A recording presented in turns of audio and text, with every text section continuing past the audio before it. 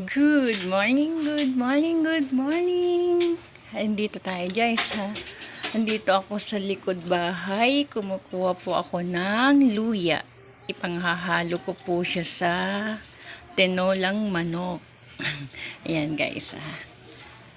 O, kailangan kasi guys, pag yung tinolang manok, kailangan may luya siya para ramdam po natin yung anghang po niya, di po ba? Saka maganda po dito sa mga nagpapagaling.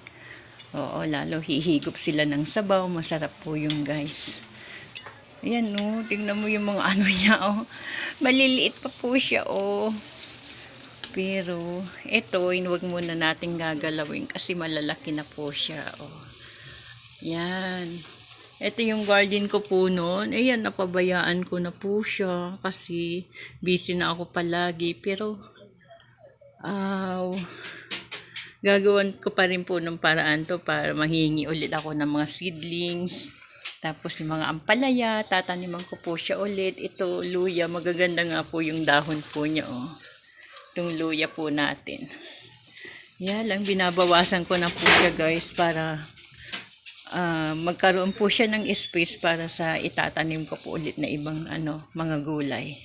Yun malaki na rin po siya kahit papaano. Di po ba? So, medyo marami-rami na rin po akong nakuha. So, yan lang po guys. Mamaya po ulit. Bye!